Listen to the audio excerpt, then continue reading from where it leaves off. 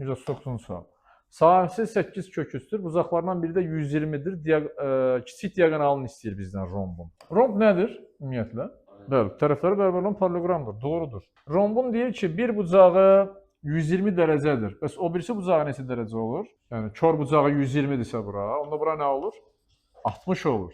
Bəli, 60-dır və bilirik ki, rombun diaqonalları o bucaqların tənböləndir. İstər bundan istifadə edərik, ya da ki, belə deyirik. Deyirik ki, tərəfləri bərabərdir axı bunun. Tərəfləri bərabərdirsə, burada alınır bərabər yanlı üç bucaq. Görürsünüz, təpə bucağı 60 olan, amma digər iki tərəfi də bir-birinə bərabər olan da bunlar. Artıq bu bucaqları biz tapa bilirikmi?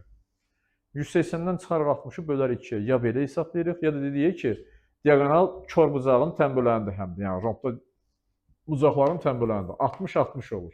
Bunu niyə yazdım? Çünki alınır bərabər tərəfli üç bucaq. Onda burada A-dır. Biz artıq buradan, bizə verib ki, sahəsi 8 kök üçdür. Buradan biz, məsələn, sahəsi 8 kök üçsə, bu üç bucağın sahəsini tapa bilərik. Diaqonal rombun sahəsini yarıya bölür. Bu üç bucağın sahəsini tapa bilirik biz. Rombun sahəsinin yarısı. S1 desək buna. S1 bərabərdir. 8 kök 3-ün yarısı 4 kök 3. İndi bərabər tərəfli üç bucağın sahə düsturu nə idi? A kvadrat kök 3 bölünsün 4. A kvadratı kök 3 bölünsün 4 bərabərdir 4 kök 3-ə. Kök 3-ləri ixtisar eləyərik. A kvadratı bərabərdir 4 vurulsun 4. Yəni 4-ün kvadratı. A elədi 4. A 4-dürsə tərəfi. Görürsünüz, kiçik diaqonal da 4-dür. Çünki kiçik diaqonal tərəfə bərabər olmuş olur. Bizdən də onu soruşur. Kiçik diaqonal nə qədərdir?